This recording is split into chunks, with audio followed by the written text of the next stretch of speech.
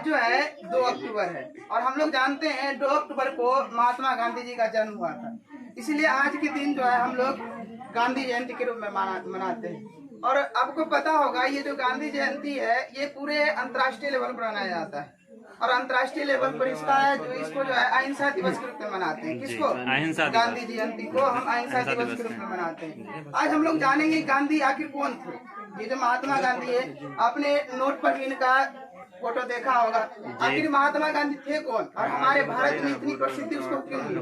तो महात्मा गांधी जो है सबसे पहले हम उनका जीवन परिचय देखते हैं। महात्मा गांधी जी का जन्म जो है पोरबंदर गुजरात में हुआ था 2 अक्टूबर 1870 ईस्वी को। गांधी जी के पिता का नाम जो था करमचंद गांधी था, माता पुतलीबाई और उनकी पत्नी का नाम कस्तूरबा गांधी था। उन्होंने मात्र 14 वर्ष की आयु में ही विवाह कर लिया था या विवाह करा दिया गया था 1883 ईस्वी में। फिर विवाह करने के बाद वो जो है मतलब वकालत सबके लिए चले गए दक्षिण अफ्रीका और वहां पर 1893 ईस्वी से 1914 ईस्वी तक दक्षिण अफ्रीका में रहे। और दक्षिण अफ्रीका के दौरान ही उनके सामने एक छुआछूत वाला कहानी उसके सामने साथ घटित हुआ क्या कि अंग्रेज जो थे वो एक बार जब महात्मा गांधी ट्रेन पर बैठे हुए थे फर्स्ट क्लास एसी में, तो कुछ अंग्रेज आए और उनको जो है उनका टिकट छीन लिया और उनको जो है उस ट्रेन से निकालने लगा, जबकि उसके पास टिकट था। गांधी जी ने कहा कि हमारे पास टिकट, हमारा पूरा अधिकार है, हम इस सीट पर बैठ सकते हैं। लेकिन उनको जो है बस इसलिए भगा रहे थे वो लोग क्योंकि ये काले थे। काले होने के कारण उसको जो है वहाँ से भगा रहे थे। तो महात्मा गांधी ने देखा कि जब उनको निकाला गया वहाँ से, तो फिर वो तो धक्का मार के वहाँ से उसको निकाल दिया गया। जब धक्का मार के निकाला गया तो उसी दिन महात्मा गांधी प्रण कर लिए कि हम जो है अंग्रेज के खिलाफ, आज से हम अंग्रेज का कोई भी गलत नीति नहीं चलने देंगे। और उस दिन से वो जंग छेड़ दिया अंग्रेज से। और सबसे पहला आंदोलन उन्होंने दक्षिण अफ्रीका में स्टार्ट किया। दक्षिण अफ्रीका में आंदोलन स्टार्ट किया और वहाँ पर जो छुआछूत का भावना था या जो गोरे काले का भेद था उसको खत्म कर दी। जब गोरे काले का भेद वहाँ से खत्म हो गया तो आज भी उस स्टेशन पर गांधी जी का मूर्ति लगा हुआ है और वहाँ पूजा किया जाता है, जिन्होंने कि उस दक्षिण अफ्रीका के सभी लोगों को समान अधिकार प्रोवाइड किया। क्योंकि जो काले लोग थे उसको जो है उस सुविधा नहीं मिलता था जो गोरे लोगों को मिलता था। और वहाँ से आंदोलन का शुरुआत हुआ। फिर 1915 में महात्मा गांधी हमारे भारत में आए। जब भारत में आए तो भारत में आने के बाद 1916 में एक कांग्रेस का लखनऊ में अधिवेशन हुआ। उस अधिवेशन में बिहार के ही नेता राजकुमार शुक्ल वहाँ पहुँचे और उन्होंने अंग्रेज की कुनीति को बताया कि हमारे बिहार में जो है अंग्रेज सरकार बहुत ज्यादा जो है अपना मनमानी करती है। और आपको पता होगा कि बिहार में अंग्रेज सरकार ने एक ऐसा व्यवस्था लाया था जिसका नाम था तिनकठिया प्रणाली। तिनकठिया प्रणाली में होता क्या था कि किसान के ना चाहते हुए उसके जमीन पर अगर वो 20 कट्ठा का खेत है तो उसमें 3 कट्ठा पर उसको नील का खेती कराना पड़ता था। और किसान इसलिए नील का खेती नहीं करना चाहते थे क्योंकि नील की खेती करने के बाद जो है उसका जमीन जो है वो उसका उर्वरता शक्ति घट जाता था और जिसके जबरन जो अंग्रेज सरकार वहाँ करवाते थे। और हुआ क्या, जो नील का खेती तो ठीक चल रहा था लेकिन उसमें ज्यादा जो है आम किसान को फायदा नहीं हो रहा था। उन पर लगातार कर का बोझ डाला जा रहा था। और उसके बाद जब यही सब मुद्दे को लेकर के राजकुमार शुक्ल पहुंचे लखनऊ अधिवेशन में, किसको? गांधी जी के पास। और गांधी जी को सारा विवरण बताया और उन्होंने न्योता दिया कि आप जो है एक बार बिहार चलिए। तो बिहार चलिए और फिर वहां से जो है गांधी जी 1917 ईस्वी में मोतिहारी पहुंचे, बिहार के मोतिहारी में जो चंपारण में पड़ता है। और वहां आकर के उन्होंने जैसे मोतिहारी में उतरा वैसे फिर अंग्रेज सरकार उस पर हावी हो गए और उस पर जो है मुकदमा दायर कर दिया। जब मुकदमा दायर कर दिया, और मुकदमा इसलिए दायर किया था क्योंकि वो कहा कि अगर महात्मा गांधी हमारे मोतिहारी में आए हैं तो हो सकता है कि यहाँ पर जो है दंगा फसाद सामने आएगा, युद्ध होगा। इस कारण से उस पर मुकदमा दायर कर दिया। फिर ये जो है मुकदमा कोर्ट में पहुंचा। कोर्ट में जब पहुंचा तो कोर्ट में जो है मुकदमा को खारिज कर दिया गया और गांधी जी को ये आदेश दिया गया कि आप जो है आप बिहार में घूम सकते हैं और लोग किसान की हालत को जान सकते हैं, लेकिन शर्त है कि आप किसी प्रकार की यहाँ पर जो है युद्ध वगैरह या दंगा फसाद नहीं होना चाहिए। और फिर वहां से जो है गांधी जी आए और वहाँ के किसानों की स्थिति जानी। वहाँ के किसानों की स्थिति देखा तो वाकई बहुत दयनीय था, क्योंकि एक तो उस पर जबरन उस पर नील की खेती कराया जाता था, उसके बाद उससे उसको ज्यादा प्रॉफिट भी नहीं हो पाता था, जिसके कारण वो लगातार वो सरकार से मांग कर रहे थे कि हमको जो है किसी तरह रियायत दिया जाए। पहला चीज उसमें था क्या कि उसको जो है टैक्स ज्यादा बढ़ा के रखा था, टैक्स बढ़ा दिया था। यानी अंग्रेज सरकार चूंकि नील का खेती करता था, उसी समय हुआ क्या कि जर्मनी में जो है कृत्रिम नील बनाया जाने लगा, तो इससे सरकार को ज्यादा प्रॉफिट नहीं हुआ तो टैक्स बढ़ा दिया। टैक्स बढ़ाने के चक्कर में जो है तो और ज्यादा उस पर टैक्स बढ़ गया, भारतीय लोगों पर, भारतीय किसान पर, खास करके बिहार में और ज्यादा टैक्स बढ़ गया। फिर वहां पर जो है गांधी जी ने वहीं से बिहार से ही पहला आंदोलन का शुरुआत किया। भारत में सबसे पहला आंदोलन बिहार से ही शुरू किया, और जब नहीं माना तो अंग्रेज सरकार ने दबाव डाला, यानी महात्मा गांधी ने अंग्रेज सरकार पर दबाव डाला कि आपको इन किसानों की जो है हालत को समझनी होगी और इनको जो समस्या है उनको दूर करना पड़ेगा। और अंग्रेज जो महात्मा गांधी था वही एक ऐसा शख्स है पूरे भारत में, एक ऐसा वही एक शख्स था जिसके डर से अंग्रेज कांपता था, क्योंकि इनके पास जो है समर्थन करते रहते थे, लोगों का समर्थन हमेशा रहता था। तो इस कारण से गांधी ये जो है अंग्रेज सरकार को झुकना पड़ गया, और वहीं से जो है तो महात्मा गांधी ने एक कमेटी का स्थापना किया जिसका नाम था चंपारण एग्रीरियन कमेटी। इसमें हुआ क्या, जो किसान को जो भी समस्याएं थी बिहार और बंगाल जैसे क्षेत्रों में वो दूर किया गया, और उस पर जो है किसी प्रकार का 3 प्रणाली का दबाव को खत्म कर दिया गया, और जो अतिरिक्त कर था वो भी समाप्त कर दिया गया। और फिर वहां से जो है ये पहला जो है महात्मा गांधी का ये पहला आंदोलन था जो वो सत्य के रास्ते पर चल कर लिया था, यानी वो न इसमें कभी युद्ध किया न कुछ, और ये सत्य के साथ आग्रह करके लिया। इसलिए चंपारण आंदोलन को हम चंपारण सत्याग्रह कहते हैं, क्योंकि सत्याग्रह का मतलब सत्य के लिए आग्रह, और वो जो है बिना किसी लाठी डंडा उठाए जो है उसको अपना बात मनवा लिया। और निरंतर इसके बाद कई सारे आंदोलन किए महात्मा गांधी, क्योंकि हमारे देश में अंग्रेज सरकार का हमेशा दबाव रहा है, हमेशा अंग्रेज सरकार जो भारतीयों को दबाता रहा है। उसके बाद जो है महात्मा गांधी ने असहयोग आंदोलन किया, सभी ने अवज्ञा आंदोलन किया, और इस तरह के कई सारे आंदोलन किए, जिससे कि अंत में जो है अंग्रेजों को मजबूर होना पड़ा और अंग्रेज को भारत छोड़ करके जाना पड़ा। जब अंग्रेज भारत छोड़ के चले गए, उसके बाद 1947 में जब हमको आज़ादी मिली और अंग्रेज हमारे भारत को छोड़कर चले गए, फिर भी अभी भी हमारे देश में ये देखने को मिल रहा है कि अंग्रेजी हुकूमत तो चला गया, लेकिन अंग्रेजी सरकार का जो भाषा है, जो वहाँ का जो रीति रिवाज है, जो पहनावा ओढ़ावा है, वो आज भी है।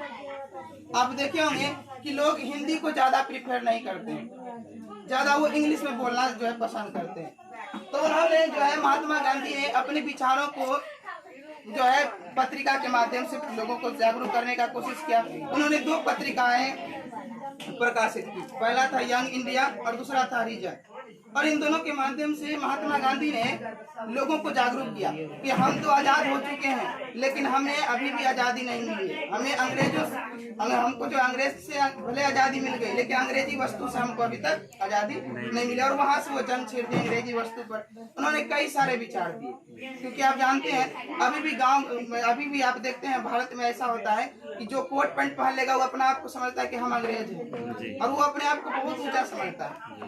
भारतीयों को अगर वो लुंगी पहना हुआ है तो उसको नीच समझता है, जबकि हमारा कल्चर वही है धोती लुंगी पहनना, लेकिन वो अगर कोट पैंट पहन लेंगे तो अपने आप को एकदम समझते हैं कि हम सबसे ऊपर है। तो इसके खिलाफ उन्होंने जंग किया, और जंग उसका बहुत अच्छा तक सक्सेसफुल भी रहा, लेकिन अभी भी जो पूरे विचार है लोगों का वो नहीं बदल पा रहा था। फिर उन्होंने लोगों को विचार देना शुरू किया, और उन्होंने जो है कई सारे विचार दिए।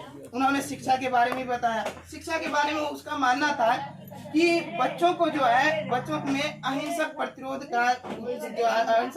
होना चाहिए, यानी उसको पता होना चाहिए कि हिंसा से क्या हानि है और अहिंसा से क्या लाभ है। ये सबसे पहला उसका शिक्षा होना चाहिए।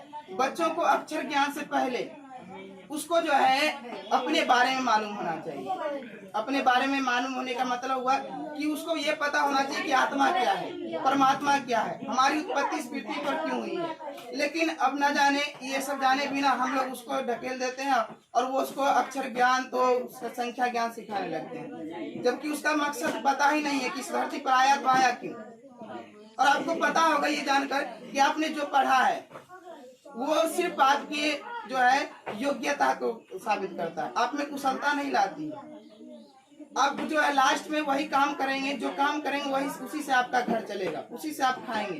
तो क्यों ना हम ऐसा कुछ करें जिससे कि लोगों में कुशलता है। और गांधी जी ने इन्हीं पर विचार दिया कि हम जो पढ़ाई कर रहे हैं वो हम पर न जाने अंग्रेजी हुकूमत के द्वारा ही सौंपा गया था, जिसका कोई फायदा नहीं है।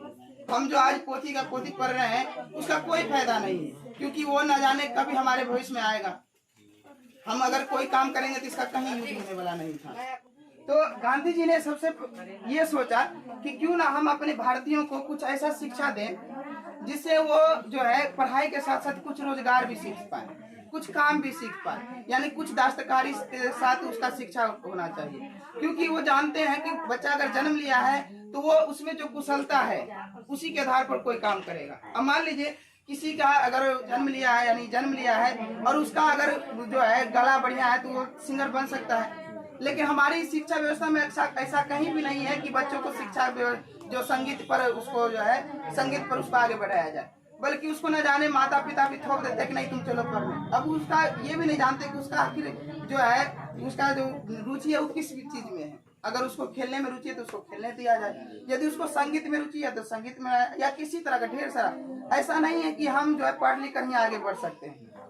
और ये गांधी जी का भी संदेश था, और ये मेरा भी एक ओपिनियन है कि आदमी जो भी बच्चे हैं गार्जियन के द्वारा, गार्जियन को ये नहीं होना चाहिए कि उस पर थोपा जाए कि हाँ तुमको पढ़ना ही कुछ करना ही है। जरूरी नहीं। आज जो है सचिन तेंदुलकर, आप जीता जागता एग्जाम्पल है सचिन तेंदुलकर। अगर उसको जो है उसके पिताजी रोक दिए होते और कहते कि तुम चलो पढ़ना है, तुमको क्रिकेट नहीं खेलना है, तो क्या जो क्रिकेट का भगवान कहलाते? नहीं कहलाते। क्या वो अच्छा खेल पाते? नहीं खेल पाते। आपको पता होगा कि वो जो है मैट्रिक भी पास नहीं किया, मैट्रिक में भी फेल हो गया, फिर भी आज क्रिकेट के नाम पर, क्रिकेट जगत में वो सबसे ऊंचे उसका नाम है कि नहीं। अब मान लिया जब पीटी उषा का एग्जाम्पल लेते हैं, वो जो है एक धावक थी, दौड़ने वाली। अगर उसकी माता पिता जो है उसको जब उस कार से हटा करके उसको कहता कि चलिए आपको पढ़ना है, आपको ये सब काम नहीं करना, क्या वो आज हम जान पाते कि उड़न परी के नाम से जो पीटी उषा को जान पाते? नहीं जान पाते। तो इसलिए हम जो है ये ओपिनियन होना चाहिए आदमी का या अपने गार्जियन का कि बच्चे को जिस फील्ड में आगे बढ़ना उसको उस फील्ड में बढ़ाना चाहिए। उसको जो है शुरू में ही कुशलता उसके साथ रहता है और लास्ट तक उसका कुशलता ही साथ रहता है। यानी कहने का मतलब जिसमें उस सक्षम है वही काम करेगा। तो क्यों हम उसको थोपे कि हाँ तुमको चलो पढ़ना ही है? उसको रुचि के आधार पर क्यों ना काम दिया जाए। तो महात्मा गांधी का यही माना था, और उन्होंने कहा भी कि जो है शिक्षा के साथ दस्तकारी होना चाहिए। अंग्रेज सरकार ने तो हम पर जीता जा थोप दिया कि नहीं आपको पढ़ना ही है, पढ़ना ही है। और न जाने ये जो सिलेबस बना दिया इसका कहीं पर यूज नहीं है। हम अपने दैनिक लाइफ में, अपने दैनिक जीवन में कहीं इसका प्रयोग नहीं करते हैं। तो क्यों हम ये पढ़ के क्या फायदा हमको? ले उसी के साथ गांधी जी ने बताया कि हो सकता है उसमें प्रिंट, अगर मान लीजिए पेंटिंग आता है तो पेंटिंग को उसको बढ़ावा दीजिए। अगर मान लीजिए वो पेंटिंग नहीं आता है, अगर उसको सिंगर बनना है तो सिंगर के लिए उसका प्रोत्साहित किया। अगर शुरू से उसको उस तरह का प्लेटफॉर्म मिलेगा तो भविष्य में वो बहुत ऊंचा बन जाएगा, है कि नहीं? जितना कि वो पढ़ लिख कर भी नहीं बन सकता है।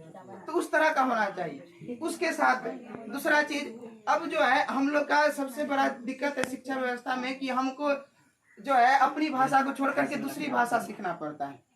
दूसरी भाषा सीखने का मतलब हुआ कि अब मान लिया जाए हमको अगर मेडिकल क्षेत्र में पढ़ना है, अगर हमको इंजीनियर बनना है, तो हमको ना चाहते हुए अंग्रेजी का साथ लेना पड़ेगा। और जब तक हम अंग्रेजी नहीं सीखेंगे तो हम उच्च शिक्षा प्राप्त कर ही नहीं सकते। ऐसा सिस्टम हमारा बन गया। तो ऐसा क्यों? ऐसा होना तो जरूरी नहीं था। वो ऐसा भी तो हो सकता था कि हम हिंदी को ही उतना बढ़ा दें, हिंदी को इतना विस्तार कर दें कि हम उस जो मेडिकल साइंस है जो हम अंग्रेजी में ग्रहण करते हैं वो हिंदी में ग्रहण करें। लेकिन ऐसा नहीं हो रहा है। वो क्या रहा है, हम पर दूसरा भाषा थोपा जा रहा है। अब बताइए, यदि हम हिंदी में प्रिफेर करते हैं, हम शुरू से हम उस परिवेश में रहे जहाँ से हमारा हिंदी हमारा सब कुछ है, और उसको न चाहते हुए अब जो है सेब के जगह एप्पल रटवाया जाएगा, आम के जगह मैंगो रटवाया जाएगा, तो उसका जो है बहुत अधिक समय उस चीज को समझने में लग जाएगा। उसको जो है ट्रांसलेट में चला जाएगा, जिस समय में वो कुछ अच्छा उससे भी ज्यादा डीपली नॉलेज सीख सकते थे।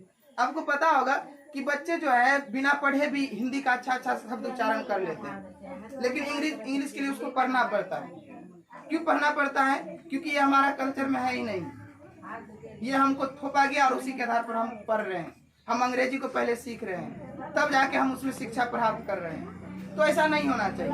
हमारे देश में ऐसा विकसित होना चाहिए कि लोग जिस भाषा में, यानी कहने का मतलब जो उसका पर्सनल भाषा है, उसी भाषा में वो शिक्षा ग्रहण करे, उसी भाषा में शिक्षा ग्रहण करे। ताकि होगा क्या, उसको जो भाषा अनुवाद में जितना समय लगता है उस समय वो उस भाषा के प्रति दे सके, और इससे उसको जो है और ज्यादा जो है ज्ञान में विस्तार होगा, इससे और ज्यादा ज्ञान में विस्तार होगा। उसके साथ साथ जो है अनुवादक, यानी उसमें कुछ ऐसा खूबी आना चाहिए। मान लीजिए कुछ लोगों को ऐसा प्रशिक्षण मिलना चाहिए जिससे वो अनुवादक बन सके, यानी जो है अंग्रेजी वाले चीजों को हिंदी में ट्रांसलेट करे, बंगाली को हिंदी में ट्रांसलेट करे। आज जो हम रविंद्रनाथ टैगोर का नाम जानते हैं, महात्मा गांधी ने कहा अगर रविंद्रनाथ टैगोर का यदि हमको ग्रंथ पढ़ना है, यदि उसका हमको काव्य पढ़ना है, तो क्या हमको बंगाली भाषा सीखना पड़ेगा? नहीं सीखना पड़ता है। क्यों? क्योंकि वो जितने भी चीज लिखे उसको किसी ने अनुवाद करके रख दिया हिंदी में। तो ये भी तो हो सकता है कि हम जो अंग्रेजी में पढ़ते उसका भी अनुवाद हो जाए, लेकिन नहीं, हम वेस्टर्न कल्चर में लगे हुए, हम अंग्रेजी सीखेंगे। और यहाँ तक कि हम इतना बढ़ावा दे दिए हैं कि यदि लोग अंग्रेजी सीखते, अंग्रेजी बोलते, तो हम उसको समझते हैं बहुत पढ़ा लिखा है, और वही अगर शुद्ध हिंदी बोलता है तो उसको उतना महत्व नहीं दिया जाता। खाली अंग्रेजी का 2-4 शब्द बोल देगा, तुरंत उसको जो है बहुत ऊंचाई तक पहुंचा देता है। ये हमारी जो है मनोवृत्ति बन गई, जो कि नहीं होना चाहिए। उन्होंने, महात्मा गांधी ने कहा कि हमको सबसे पहले प्रारंभिक शिक्षा में ये चीज डेवलप होना चाहिए कि हमको इंद्री के बारे में पता चलना चाहिए। इंद्री का मतलब हुआ कि हमारा जो है आँख, कान, मुंह, नाक, जीभ, ये सब का आखिर काम क्या है, ये सब का जो है कैसे हम विकास कर सकते हैं। बच्चों को जो है सबसे पहला चीज यही शिक्षा देना चाहिए कि तुम कैसे तंदुरुस्त रह सकते हो, तुमको भोजन में क्या क्या लेना चाहिए जो तुमको जो है तुम्हारे लिए अच्छा रहेगा, और तुम अपने जो है लाइफ में क्या करना चाहते हो, इसके लिए उसको प्रेरित करना चाहिए, न कि जबरदस्ती उसको A for apple, B for ball पढ़ाना चाहिए। ये जो है इसका विरोध महात्मा गांधी ने भी किया, जो कि हम जो भी विचार उनका है, ये किसी हम अपने मनोग्रंथ से नहीं बता रहे हैं। उनके यंग इंडिया और ये जो यंग इंडिया है और हरिजन है, इन दोनों पत्रिकाओं में जो लिखा हुआ चीजें हैं वो हम आपको बताना चाह रहे हैं। तो इससे देखिए अब हो क्या रहा है कि पहला तो हम वेस्टर्न कल्चर को अपना रहे हैं, और वेस्टर्न में ही हम पूरा घुल मिल गए हैं, क्योंकि हम जानते हैं अंग्रेज तो चले गए, लेकिन उन्होंने अपना जो कल्चर था वो अभी भी स्थापित करके रखा है, जिससे कि हम अंग्रेजों का गुलाम तो 200 वर्षों तक थे, लेकिन आज हम जो है सैकड़ों वर्षों तक उसके जो है सभ्यता के गुलाम हैं। हम पर अभी भी हम आजाद नहीं है। पहले हम पर अंग्रेज जो है, पहले हम पर कोई शख्स हम पर राज करता था, यानी अंग्रेज नामक एक व्यक्ति राज करता था, लेकिन आज भी हम पर जो है, हम पर आज भी कोई जो है हम पर दबाव डाले हुए, तो वो कौन है? तो अंग्रेजी सभ्यता, पश्चिमी सभ्यता आज भी हम पर हावी है। आज भी क्योंकि हम जानते हैं कि हम कोट पैंट पहनना ज्यादा पसंद करते हैं, अंग्रेजी बोलना ज्यादा पसंद करते हैं। जिस दिन हमारे देश में हिंदी की पॉपुलैरिटी बढ़ जाएगी, लोग सारा चीज हिंदी में ग्रहण करने के लिए मिल जाएगा, उस दिन हमारा देश का जो पूर्णतः विकास हो जाएगा। कोट पैंट के जगह पर यदि हम जो है लुंगी को ज्यादा हम प्रीफर करेंगे, धोती को ज्यादा प्रीफर करेंगे, तो हमारा देश उस दिन आजाद होगा। आज हम आजादी में नहीं है, ये हम लोग का भ्रम है कि हम आजाद हैं। पहले हम अंग्रेजों का गुलाम थे, आज उनके सभ्यता का गुलाम, लेकिन गुलाम अभी भी है कि नहीं? लेकिन लोग मानते कि हम आजाद हो गए। इसीलिए गांधी जी ने इन विचारों को प्रस्तुत किया, जिसके वजह से लोगों में ये सीख मिल सके कि हम जो है किस तरह से उस सभ्यता को खत्म करें। और फिर उसके बाद उन्होंने कुछ किताबें भी लिखी, जैसे सत्य के साथ मेरा प्रयोग, और इसके बाद जो है 30 जनवरी 1948 को एक सिरफिरे ने, जिसका नाम नाथूराम गोडसे था, उन्होंने महात्मा गांधी को दिल्ली में ही मार दिया, महात्मा गांधी की हत्या कर दी। जो कि हम जानते हैं कि महात्मा गांधी जो है, एक तो पहला तो उसका सबसे बड़ा हथियार सत्य और अहिंसा था, उसी के कदम पर वो अंग्रेज को भी झुका दिया। अब कोई आदमी बिना लाठी डंडा लिए अंग्रेज को भगा देता, तो ये सबसे बड़ा जो है हमारे लिए भी और पूरे देश के लिए भी सबसे बड़ा ये बात है। तो आज हम लोग महात्मा गांधी को इसलिए याद कर रहे हैं क्योंकि उनके विचार अभी भी हमारे समक्ष है, अभी भी हम उनके विचारों को समझते हैं। बस इतना ही कहकर मैं जो है यहीं पर बंद कर अपना भाषण बंद करता हूँ। और आप में भी थोड़ी बहुत ये हो कि अपने जो मतलब जो है आपका बेटा है वह यानी कहने का मतलब गार्जियन, जितने भी गार्जियन है वो अपने बच्चों को जो है ऐसी शिक्षा दे जिससे कि उसमें जो है उसका रुचि के आधार पर हो, यानी वो जो करना चाहे वो कराए। जरूरी नहीं है कि उस पर शिक्षा व्यवस्था थोपा जाए, क्योंकि वो तो पढ़ते हैं, अगर उसको मन भी नहीं लगा फिर भी उसको पढ़ने के लिए भेज देते हैं, जो कि उसके रुचि पर कभी भी आश्रित नहीं था, उसको जबरन पढ़ना पड़ता है। तो ऐसा ना करें, उसकी रुचि के अनुसार उनका जो है उनका हाथ बटाएं।